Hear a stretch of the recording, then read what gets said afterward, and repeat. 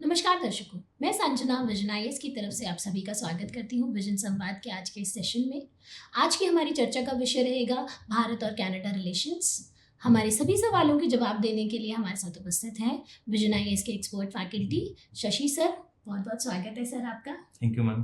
Canada की आबादी का 20% हिस्सा माइग्रेटेड लोगों से भरा हुआ है और उस 20% का 5% हिस्सा सिर्फ भारतीय लोगों से बना हुआ है।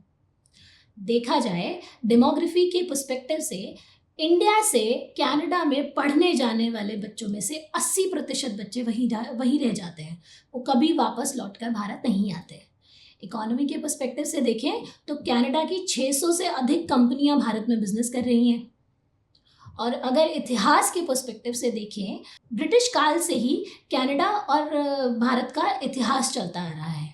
तो सर, पहला सवाल मेरा यही आएगा कि इंडिया और कनाडा रिलेशंस वर्तमान में क्यों न्यूज़ में है?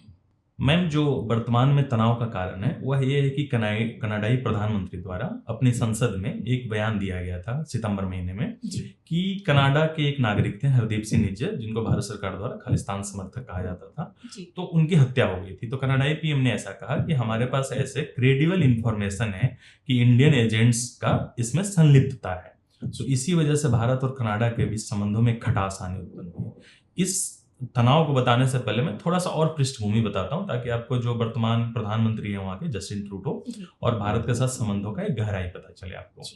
तो 2015-16 में जब जस्टिन ट्रूडो सत्ता में आए थे, तो उनके बाद उनकी पार्टी का नाम है लिबरल पार्टी। तो उनकी पार्टी लिबरल पार्टी काफी नीचे से ऊपर उठते हुए आई थी। तो 2018 में जब वो पीएम ट्रूडो साहब इंडिया आए थे, तो वहां पे एक खालिस्तान समर्थक व्यक्ति को आमंत्रण दिया गया था, जिसमें भारत द्वारा कड़ी आपत्ति जाहिर की गई थी। तो उसके बाद हालांकि उनका निमंत्रण वापस ले लिया गया। तो ऐसे ऐसे कई प्रकरण हुए, जैसे 2020 में भारत में किसान आंदोलन हुआ था, तो भारत सरकार का आंतरिक मामला था। बट कनाडा और कनाडा के प्रधानमंत्री ट्रूडो साहब ने बयान दिया कि भारत द्वारा इस प्रोटेस्ट को और अच्छे तरीके से हैंडल किया जाना चाहिए, और इसको लेकर कनाडा थोड़ा चिंतित है। तो भारतीय विदेश मंत्रालय ने कहा कि ये भारत के आंतरिक मामलों में एक ऐसा हस्तक्षेप है जो कि स्वीकार्य नहीं है। तो ऐसे दोनों देशों के बीच मानवाधिकार के मुद्दे, अल्पसंख्यकों के मुद्दे और अलग अलग मुद्दों पर थोड़े बहुत बयानबाजी होते रहते थे। अभी के दौर में जो वर्तमान में ट्रूडो इस बार सत्ता में है, उनमें उनकी पार्टी जो लिबरल पार्टी है वो अल्पमत में है, और उनको जो एक समर्थन मिला हुआ है न्यू डेमोक्रेटिक पार्टी का, उनका समर्थन मिला हुआ है। तो ये न्यू डेमोक्रेटिक पार्टी जो है वो सिखों का ज्यादातर प्रतिनिधित्व करती है, और ऐसा कहा जाता है कि वो कुछ खालिस्तान समर्थक लोगों को उसमें सहानुभूति प्रति रवैया रखते हैं। तो उन्हीं के दबाव में आकर ट्रूडो ने, ऐसा भारतीय विदेश मंत्रालय का कहना है कि ऐसा इस तरीके का एब्सर्ड और मोटिवेटेड भारत पर एक मनगढ़ंत आरोप लगाया गया कि भारत सरकार उस हत्या में शामिल है। और चूंकि भारत एक संप्रभु राष्ट्र है, विश्व का एक इतना उभरता हुआ राष्ट्र है, हम लोग 5वीं सबसे बड़ी इकोनॉमी है, दूसरी सबसे बड़ी मिलिट्री पावर है, तो हमारे एक संप्रभु राष्ट्र पर इस तरीके से आरोप लगाया जाएगा कि हमारे एजेंट्स के द्वारा किसी विदेशी देश में एक विदेशी नागरिक की हत्या की गई है। तो काफी गंभीर आरोप था। भारत ने इसे तुरंत सिरे से खारिज किया, और साथ ही साथ चूंकि कनाडा ने हमारे टॉप डिप्लोमेट को, जो वहां जो कनाडाई मिशन में हमारे हेड थे सिक्योरिटी के, उनको निष्कासित कर दिया था। तो भारत ने भी यहाँ के कनाडाई डिप्लोमेट को निष्कासित किया कि हमारे आंतरिक मामलों में हस्तक्षेप करते हैं। तो विवाद यहाँ से स्टार्ट हुआ। ये विवाद धीरे धीरे बढ़ने लगा, एस्केलेट होने लगा। जैसे अभी देखिए, उसके बाद दोनों देशों ने एक दूसरे के नागरिकों को एडवाइजरी जारी की। जैसे कनाडा ने जारी की कि भारत हाई रिस्क वाले कंट्री में, वहाँ एंटी कनाडा प्रोटेस्ट हो सकते हैं, इसलिए अपने नागरिकों को उन्होंने सुरक्षा संबंधी चेतावनी जारी की। भारत ने भी जारी की। इनफैक्ट भारत ने जो सुरक्षा चेतावनी जारी की वो बहुत ही हद तक जरूरी था, क्योंकि अमेरिका कनाडा में जो भारतीय मिशन थे, भारतीय कॉन्सुलेट्स हैं, या जो भारतीय डिप्लोमेट्स हैं, उनके सामने विरोध प्रदर्शन हो रहे थे, उनको धमकियां मिल रही थी, हत्या तक की धमकियां मिलने लगी थी। तो भारत अपने राजनयिकों की सुरक्षा को लेकर काफी चिंतित था। इसी बीच में दोनों देशों ने, जैसे भारत के जितने कनाडा में राजनीतिक जो कार्यरत हैं और कनाडा के जितने कार्यरत हैं, तो कनाडा की संख्या ज्यादा है भारत में। तो भारत ने भी लेटेस्ट में ऐसी रिपोर्ट्स आई थी कि भारत ने कनाडा से ऐसा कहा था कि दोनों देशों में जो राजनयिक उपस्थिति है, डिप्लोमेट्स का प्रेजेंस है, उसको रेशनल बनाया जाएगा। तो जितने हमारे आपके यहाँ कार्यरत हैं, आपके भी हमारे यहाँ उतने ही रहेंगे। तो चूंकि कनाडा के यहाँ ज्यादा थे, तो ऐसा कहा गया कि 10 अक्टूबर तक आप 40-41 जो डिप्लोमेट्स हैं उनको वापस बुला लीजिए, जी नहीं तो हम उनकी राजनयिक छूट को समाप्त कर सकते हैं। जी तो हालिया न्यूज जो है, आजकल का न्यूज, उसमें है कि कनाडा ने अपने ज्यादातर कॉन्सुलेट्स को जो राजनयिक हैं उनको सिंगापुर या मलेशिया जैसे देशों में स्थानांतरित कर दिया गया। तो ये पूरा विवाद एक टॉप जो राजनेता कह लीजिए, क्योंकि कनाडा के पीएम की एक ऐसे बयान से चालू हुआ। इसलिए कभी कभी ऐसा कहा भी जाता है कि इंसान को सोच समझ कर बोलना चाहिए। एक छोटे से बयान की वजह से दोनों देशों का एक जो लंबा इतिहास रहा है, उस इतिहास पर एक बड़ा ऐसा गंभीर संकट उत्पन्न हो गया है। हाँ जी, उसको घाव को भरने में अभी काफी दोनों देशों के जो राजनेता हैं या जो डिप्लोमेट्स हैं, उनको काफी मेहनत आगे करनी पड़ेगी। सर, अभी जो G20 का समिट हुआ, उसमें कनाडा और इंडिया का जो रिलेशंस का जो तनाव है, ये क्या ज्यादा उभर के आया है? उसके ऊपर थोड़ा प्रकाश डालिए। जी मैम, बिल्कुल। चूंकि भारत ने G20 काफी अच्छे से सम्मेलन को ऑर्गेनाइज किया था और लगभग कई सारे देशों के साथ भारत और भारतीय प्रधानमंत्री द्वारा द्विपक्षीय बायलैटरल डायलॉग किया गया था। बट कनाडा के साथ ऐसा नहीं किया गया था, एक महत्वपूर्ण देश होने के बावजूद। कनाडा के साथ भारतीय प्रधानमंत्री एक साइडलाइन में बस मिले थे। उस मीटिंग में भी कनाडाई पीएम द्वारा ये मुद्दा उठाया गया था पर्सनली, जबकि भारत ने वहां पर कनाडा द्वारा जो हमारे भारत विरोधी गतिविधियों में लगे हुए लोग हैं उनको वहां प्रोत्साहन देने का मुद्दा उठाया था। इसके बाद तनाव चरम पे पहुंचा। उसके बाद जैसे मैंने कहा कि कनाडाई पीएम ने अपनी संसद में भारत पे आरोप लगाया। उसके बाद कई सारे आरोप प्रत्यारोप के बीच में भारत ने अस्थायी तौर पे कनाडाई नागरिकों के लिए वीजा सेवाएं लंबित कर दी है। कनाडाई नागरिकों को वीजा सेवाएं नहीं मिल रही है। और इसके साथ साथ भारत का कहना है कि हमने कनाडा को वहाँ पर जो अलगाववादी हैं या जो कट्टरपंथी हैं और जो आतंकवादी वहाँ पर रह रहे हैं, उनको समर्थन जो वहाँ मिल रहा है या जो पनाह मिल रहा है, इनको मुद्दा हमने कनाडा के साथ कई बार उठाया है। और इसके बारे में कई बार हमने इंफॉर्मेशंस दी हैं उनको, कनाडा को, और साथ ही साथ हमने प्रत्यर्पण का अनुरोध भी किया है। बट कनाडा द्वारा कोई जवाब नहीं दिया जाता है, जबकि कनाडा द्वारा हमारे पर ऐसे बेसलेस और बेतुके आरोप लगाए जाते हैं। और जब भारत सरकार, इनफैक्ट पूरी मीडिया, पूरे देश, दुनिया की मीडिया मांग रही है कनाडा पीएम से कि आपने आरोप लगा दिया, आपने पब्लिकली भारत पर आरोप लगाया, तो कुछ सबूत दीजिए। आप कह रहे हैं कि हमारे पास क्रेडिबल एलिगेशंस हैं, बट अभी भी कनाडा के पीएम कोई भी सार्वजनिक सबूत पेश नहीं कर पाए हैं। तो बिल्कुल G20 के बाद ही ये मुद्दा एक बड़े स्तर पर उभर के सामने आया था। सर, ये तो बात हुई वर्तमान के रिलेशंस की। अब थोड़ा भारत और कनाडा के रिलेशंस की क्रोनोलॉजी समझाइए कि आज़ादी से पहले कैसे हमारे संबंध थे और आज़ादी के बाद क्या क्या चेंजेस उसमें आए। जी देखिए, कनाडा में जो भारतीय प्रवासियों का अभी काफी बड़ी संख्या है, इसका पूरा इतिहास चालू होता है 19वीं सदी के अंतिम दशकों में। 19वीं सदी के अंतिम दशकों में एक ब्रिटिश जो इंडियन आर्मी थी, उसकी एक टुकड़ी गई थी जो महारानी विक्टोरिया की गोल्डन जुबली मनाने के लिए कनाडा में। तो उस पूरे नॉर्थ अमेरिका के एरिया में ब्रिटिश प्रभुत्व था ज्यादातर, तो वहां पे गए वो लोग और उन्होंने उसमें एक नाम आता है मेजर केसर सिंह का।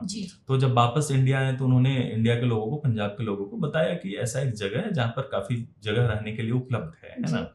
तो यहाँ से काफी ज्यादा संख्या में लोग धीरे धीरे वहां पे जाने लगे, जिसमें प्रारंभिक तौर पे जो मिलिट्री मैन थे, है ना, और मजदूर थे, रिटायर्ड मिलिट्री और मजदूर वहां गए।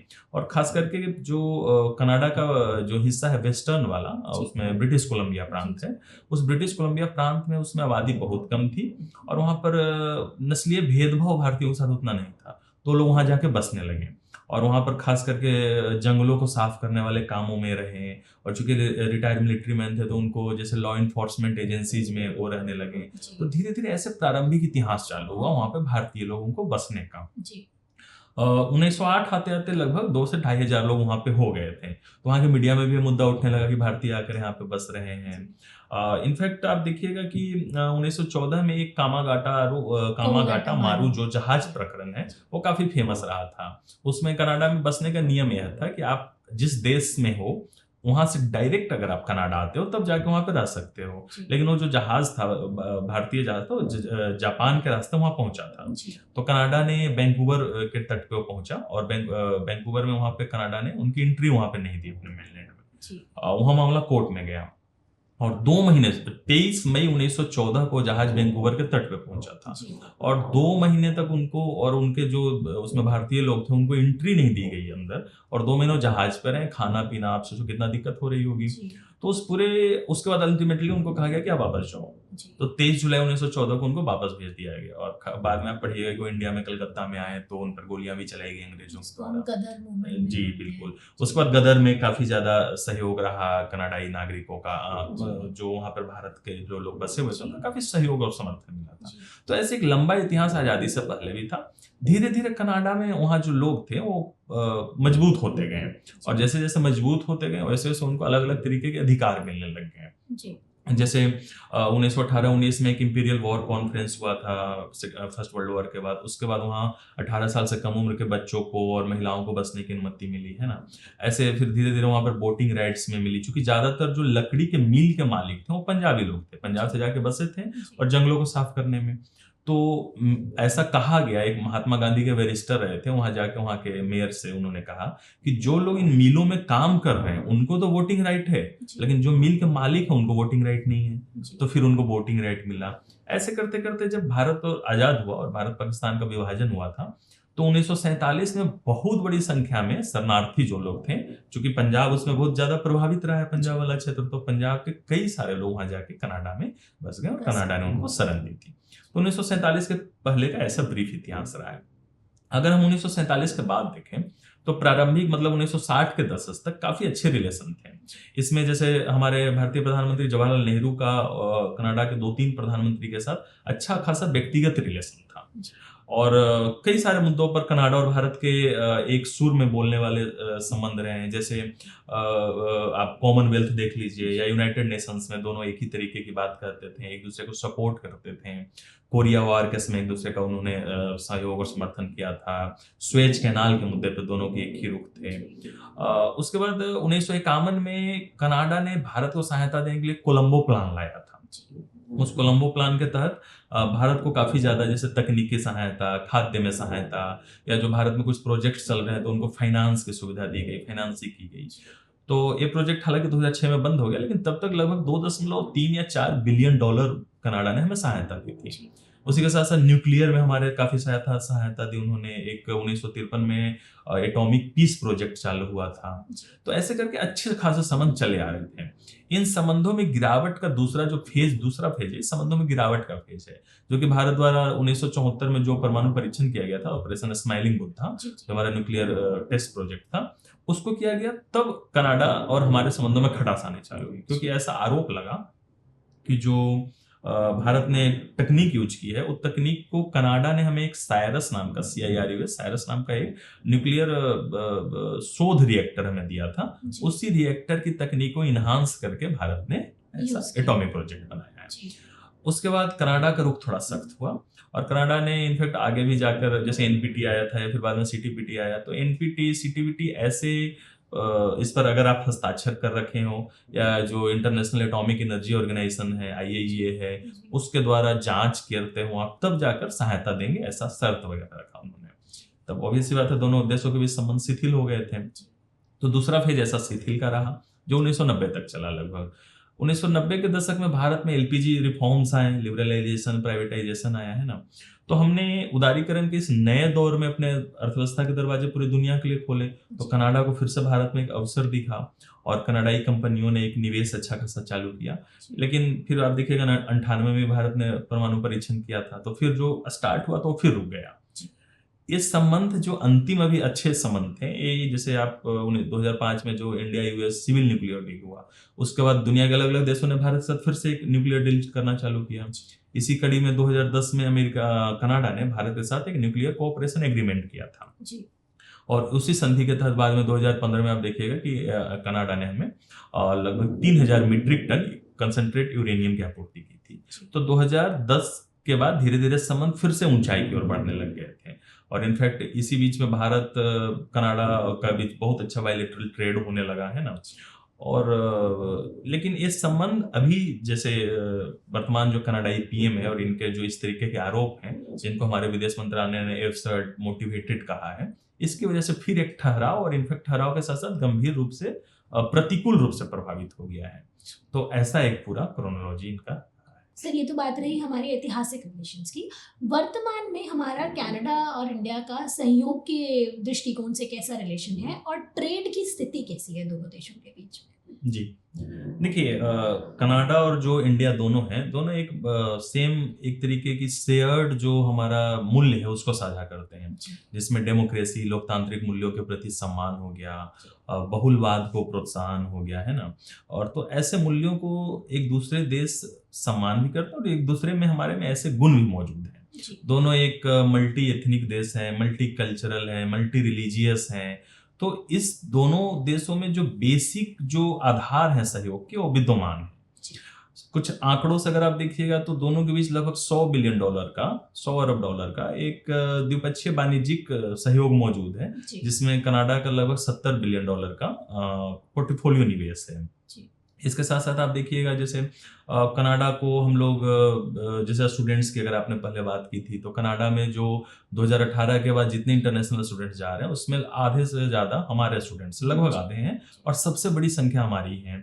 इसके साथ साथ एग्रीकल्चर में कोऑपरेशन है और दो तीन चीज़ों में और देखें हम लोग, जैसे कनाडा से जो हम लोग मंगाते हैं उसमें जैसे दालें काफ़ी ज़्यादा मंगाते हैं, मसूर दाल की भी बात हुई थी, और उसके अलावा हमें लकड़ी के पल्प हो गए, कागज हो गए, एस्बेस्टस हो गए, लोहा स्क्रैप्स हो गया, तांबा हो गया, ऐसे बहुत सारी चीज़ें मंगाते हैं। और भारत कनाडा को जैसे आप फार्मास्यूटिकल्स हो गया, जो रत्न और आभूषण हो गया, कीमती जो पत्थर होता है, ज्वेलरीज वगैरह, उनको निर्यात करता है। तो ऐसे सहयोग के काफ़ी क्षेत्र मौजूद हैं। कुछ और जैसे आप देखिएगा कनाडा में जो हमारा दोनों स्पेस एजेंसीज के बीच कोऑपरेशन है, जो अलग अलग मल्टीलेटरल ऑर्गेनाइजेशंस हैं, जैसे यूएन हो गया, यूनेस्को हो गया, वर्ल्ड बैंक हो गया, WTO आदि में सहयोग है, अंतर्राष्ट्रीय नागरिक उड्डयन संस्थान में हमारा सहयोग है। तो सहयोग की बहुत ही व्यापक दायरा है दोनों का। और इस सहयोग को बढ़ावा देने में दोनों के बीच कई सारे जो मिनिस्ट्रियल डायलॉग संवाद हैं, दोनों देश के मंत्रियों के बीच आपसी संवाद होता है। और ट्रेड का अगर पर्टिकुलर जैसे आपने ट्रेड की बात की, तो ट्रेड में हम लोग देखें तो 2008 से हम लोग एक CEPA comprehensive economic partnership agreement पे बातचीत कर रहे हैं, ठीक है ना?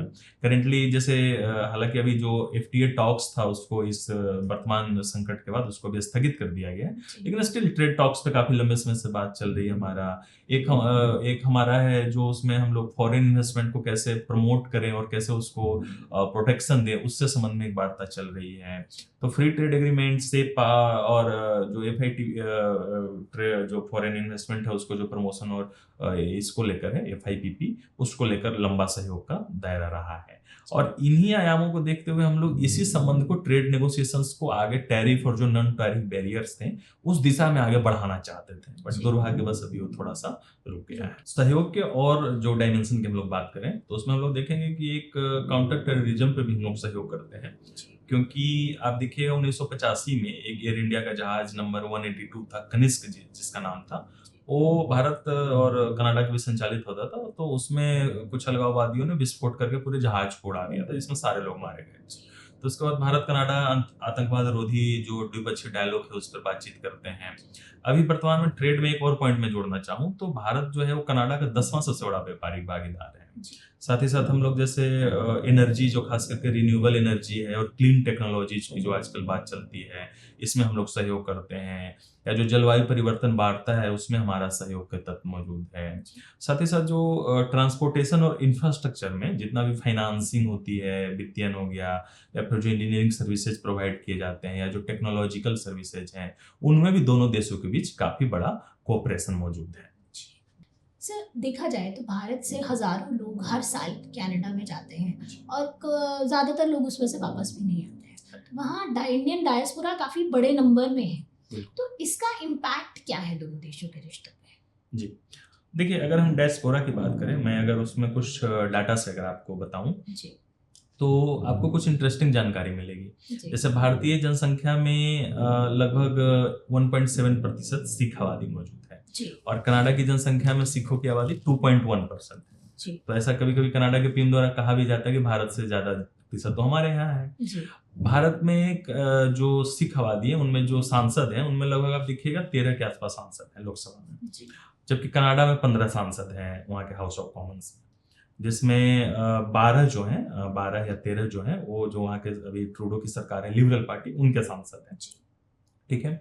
तो ऐसे करके वहाँ पर एक डायस्पोरा है, और डायस्पोरा में सिर्फ सिखों की आबादी नहीं है, वहाँ की आबादी में जैसे पूरे जो कनाडा की आबादी है, मैंने बताया कि 2.1% सिख लोगों की आबादी है और लगभग 2.3% हिंदुओं की आबादी है। तो ये दोनों मिक्स करके कनाडा का एक सबसे बड़ा और संगठित डायस्पोरा का निर्माण करते हैं, जिसका वहाँ पॉलिटिकल काफी बड़ा पहुंच और पकड़ है, आर्थिक रूप से काफी ज्यादा सक्षम है। तो आर्थिक रूप से सक्षम है, पॉलिटिकली ये काफी ज्यादा एक प्रभुत्व वर्ग रखते हैं, तो उनकी राजनीति में अच्छी पकड़ है, समाज में अच्छी पकड़ है, और जैसे स्टूडेंट्स काफी जाते हैं। जैसे एक आंकड़ा मैं बताऊं कि लगभग कनाडा में पिछले साल 2022 में 5.5 करोड़ इंटरनेशनल स्टूडेंट्स पहुंचे थे, उसमें 2.25 करोड़ इंडियन स्टूडेंट्स थे। तो कई बार ऐसे आपको मीम्स वगैरह भी देखने को मिल जाएंगे कि कनाडा के किसी कॉलेज में आपने एडमिशन लिया तो आपको पता चलेगा कि चंडीगढ़ के किसी कॉलेज में आएंगे, सारे आपको पंजाबी बच्चे मिलते हैं। कई बार तो ऐसा एक इनफैक्ट एक न्यूज भी है कि उस पूरे क्लास में सिर्फ एक कनाडा का स्टूडेंट था, बाकी सब हमारे इंडियन से स्टूडेंट्स थे। तो ऐसा वहां पर हमारे एजुकेशन सेक्टर में हमारे डायस्पोरा का काफी बड़ा प्रभाव रहा है। डायस्पोरा की अगर हम लोग बात करें मैम, तो इसी में आप देखिएगा कि जो आईफाई अवार्ड्स हैं हमारे, जो इंडिया इंटरनेशनल फिल्म अवार्ड्स होता है, वो भी टोरंटो में एक बार आयोजित 2011 में किया गया था। उसके साथ साथ चूंकि वहाँ काफी ज्यादा लोग रहते हैं, इंडियन स्टूडेंट्स जाते हैं वहाँ पर, एमएनसी में काम करने के लिए लोग जाते हैं, टूरिस्ट के तौर पे जाते हैं, बसने के लिए लोग जाते हैं, तो सारे लोग रेमिटेंस के तौर पे इंडिया को काफी बड़ी रकम देते हैं। लास्ट ईयर 2022 में लगभग 86 करोड़ डॉलर का रेमिटेंस हमको कनाडा से इंडिया को मिला था। तो कुल मिला के जो इंडियन पूरा डायस्पोरा है, ट्रेड इन्वेस्टमेंट के साथ साथ जो विचार है उसके आदान प्रदान में, एक दो शेयर्ड वैल्यूज हैं उसके आदान प्रदान में, एक नेटवर्क जो कमर्शियल नेटवर्क है उसको बिल्डअप करने में एक बड़ा इंपॉर्टेंट रोल प्ले करता है पूरा इंडियन डायस्पोरा।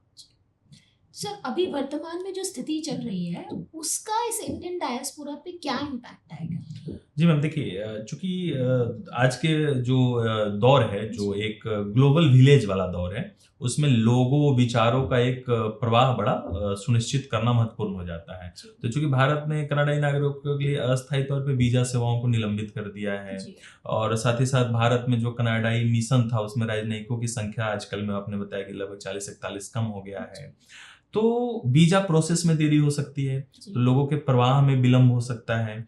तो आवागमन अगर रुकेगा तो जो उससे जुड़े जितने फैक्टर्स हैं, इधर वो रेमिटेंस पे प्रभाव निगेटिव पड़ सकता है, और खास करके जो हमारा इंडियन डायस्पोरा है उस डायस्पोरा का जो भारत में योगदान है और कनाडा में योगदान है उस पर निगेटिव प्रभाव पड़ सकता है। साथ ही साथ जो वहाँ पर भारत विरोधी गतिविधियों में लगे हुए जो खालिस्तान समर्थक लोग हैं और जो भारत सरकार द्वारा नामित जो अलगाववादी हैं, कट्टरपंथी हैं, उनके द्वारा और तेजी से भारतीय मिशनों पर या भारतीय कॉन्सुलेट्स पर या ऐसे भारतीय नागरिकों पर भी ऐसे धमकी दिए जा सकते हैं या कुछ ऐसा दुर्भावना भरे संदेश प्रेषित किए जा सकते हैं, जिससे दोनों देशों के भी संबंधों में और कटता आ सकती है।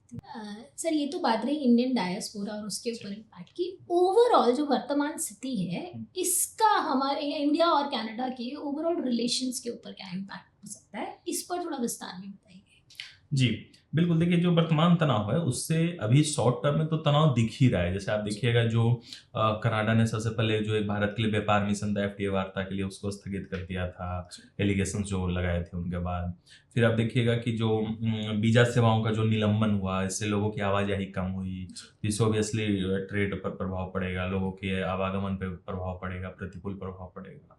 साथ ही साथ अगर लॉन्ग टर्म में देखें तो दो देशों के बीच संबंधों का जो विकास होता है एक लंबी प्रक्रिया का परिणाम होता है, जिसमें कई दशक लग जाते हैं। दोनों देशों के डिप्लोमेट्स, राजनयिक, राजनेता बात करते हैं और एक संबंधों में जो विश्वास है, आपसी विश्वास है, वो धीरे धीरे दशकों तक विकसित होता है।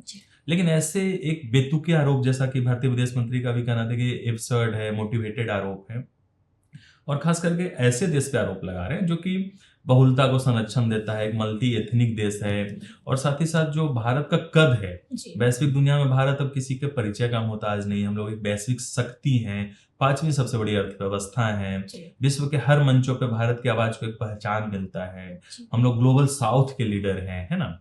तो ऐसे विश्व शक्ति और ऐसे स्वीकार्य शक्ति पर अगर ऐसे एलिगेशंस लगा दिए जाए, देखिए एक छोटे मोटे आरोप लगाना अलग बात है, और साथ ही साथ प्राइवेट बातचीत में आरोप लगाना अलग बात है कि दो देश के नेता बैठ के द्विपक्षीय वार्ता कर उसमें आप एक दूसरे पे आरोप लगाते हैं। लेकिन अपनी संसद में सार्वजनिक रूप से एक संप्रभु राष्ट्र पे आरोप लगाना कि आपने हमारे देश में हमारे नागरिक की हत्या की है, एक बहुत ही गंभीर आरोप था और इससे बहुत जो एक बड़ा इम्पैक्ट हुआ है, प्रभाव हुआ है, वो इतनी जल्दी आसानी से भरेगा नहीं। लेकिन चूंकि जैसा मैंने पहले कहा था कि दोनों एक शेयर्ड जो ट्रेडिशन है उसको फॉलो करते हैं, जिसमें लोकतंत्र है, बहुलवाद जो है ना, मल्टी एथनिसिटी, मल्टी कल्चरल हम लोग प्रोत्साहन देते हैं चीजों को। तो लॉन्ग टर्म में चूंकि दोनों के मूल्य एक समान है, तो कुछ एक दो मुद्दों के कारण जो सहमतियां हुई हैं और ये जो वर्तमान तनाव हुआ है, इसको भरने में समय जरूर लगेगा, लेकिन बुनियादी तौर पे हम लोग बिल्कुल एक अच्छा सहयोग लॉन्ग टर्म में देखते हैं और देखा जाना भी चाहिए। क्योंकि आप देखिए जो क्लाइमेट चेंज की आज में जो जलवायु परिवर्तन जो संकट है, या जो इन्वायरमेंटल कंसर्न्स हैं, या इंडिया को जो रिन्यूएबल और क्लीन टेक्नोलॉजीज की जरूरत है ना, और कनाडा को भारत जैसे देश का जियोपॉलिटिकल रूप से जरूरत है चाइना को काउंटर करने में, या जो उनका पैसिफिक जो उनका स्ट्रेटेजिक रूप से जो पैसिफिक क्षेत्र को जोड़ दे रहे हैं, उसमें भारत को एक बड़ा इंपॉर्टेंट रोल है। तो दोनों देशों को एक दूसरे की जरूरत है और दोनों के मूल्य भी एक समान है। तो इस जो वर्तमान में जो तनाव का दौर आया है, उसको पार पा के बिल्कुल लॉन्ग टर्म में भविष्य ठीक होना चाहिए। जी सर, अब एक स्वाभाविक और आखिरी सवाल ये आता है कि आपने जो चैलेंजेस हैं उनके ऊपर चर्चा की, क्या स्थिति उत्पन्न हुई है उस पर चर्चा की, तो इसके सॉल्यूशंस क्या होंगे? आप अपना एक्सपर्ट ओपिनियन दीजिए कि क्या सुझाव हो सकते हैं इस सिचुएशन को बैलेंस आउट करने के लिए। देखिए, जैसा मैंने कहा कि दोनों एक साझा ट्रेडिशंस को फॉलो करते हैं, लोकतंत्र बहुलवाद को, तो एक सुझाव ये दिया जाना चाहिए कि कनाडा को यह समझना होगा कि इस तरीके के गंभीर आरोप किसी भी एक संप्रभु और खास करके लोकतांत्रिक राष्ट्र और जो जिम्मेदार राष्ट्र है, वैश्विक पटल पर भारत का रवैया बहुत ही जिम्मेदार पूर्वक रहा है, तो ऐसे राष्ट्र पर ऐसे आरोप ना लगाए जाए ना। अगर ऐसे आरोप लगा रहे हैं, तो जैसा कि हमारे विदेश मंत्रालय ने कहा कि आप प्रूफ दीजिए, है ना, मीडिया ने भी कहा प्रूफ दीजिए, तो ऐसे आरोप नहीं लगाने चाहिए। तो कनाडा को ये समझना होगा, थोड़ा और जिम्मेदारी भरा रवैया अपनाना होगा, और जो घरेलू पॉलिटिक्स है उसका प्रभाव वैदेशिक संबंधों पे नहीं पड़ने देना चाहिए। तो इसको लेकर ये हो सकता है कि जो ट्रैक टू डिप्लोमेसी को प्रोत्साहन देना चाहिए, जो कनाडा में इंडियन डायस्पोरा है उसके माध्यम से भारतीय हितों को कनाडा के साथ एक अच्छे संतुलन में कायम रखने का प्रयास होना चाहिए। दोनों देशों के बीच ट्रस्ट और कॉन्फिडेंस बढ़ाने के लिए उच्च स्तरीय संवाद पे ज़्यादा जोर देना चाहिए। उनके राजनयिकों और कूटनीतिकों के बीच संवाद को ज़्यादा प्रोत्साहन दिया जाना चाहिए। और इन सब के साथ साथ अब देखिएगा कि धीरे धीरे कनाडा पक्ष की तरफ से मामले को थोड़ा रफा दफा करने का प्रयास किया भी जा रहा है, संबंधों को सामान्य बनाने के लिए। जैसे कनाडाई पीएम ने भी कहा कि जो भारत इतना वैश्विक शक्ति है, तो उसके साथ हम लोग एक रचनात्मक संवाद चाहते हैं और अलग अलग मुद्दों पर सहयोग चाहते हैं, ना कि विवाद को आगे बढ़ाना चाहते हैं। तो निसंदेह चूंकि कनाडा अपनी गलती अगर समझ रहा है, तो उसको और रचनात्मक तरीके से हम लोग आगे बढ़ाएं, और साथ ही साथ ग्लोबल जियोपॉलिटिक्स में भारत के कद को देखते हुए कनाडा के लिए जरूरी भी है कि भारत के साथ रिश्तों को सामान्य बनाना चाहिए।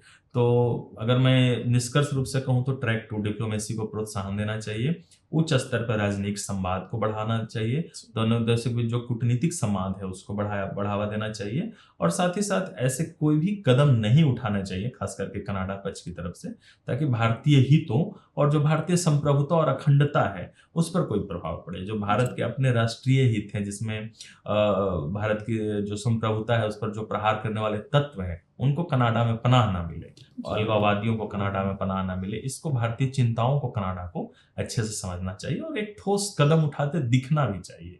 तब जाके दोनों देशों के बीच संबंध अच्छे सामान्य बन सकते हैं। बहुत बहुत धन्यवाद सर, हमारे सभी सवालों का जवाब बड़े इंटरेस्टिंग तरीके से देने के लिए, और जो आपने स्टोरी के फॉर्मेट में चीज़ें समझाई वो एक बहुत ही रोचक तरीका था। आशा करती हूँ आपके भी सभी सवालों के जवाब आपको मिल गए होंगे। अगर आपके अभी भी कोई सवाल है या किसी टॉपिक पे आप चाहते हैं कि हम वीडियो लेके आएँ, तो आप कमेंट सेक्शन में हमें प्लीज़ मेंशन कीजिएगा। एंड मिलते हैं विजन संवाद के अगले एपिसोड में, तब तक के लिए धन्यवाद।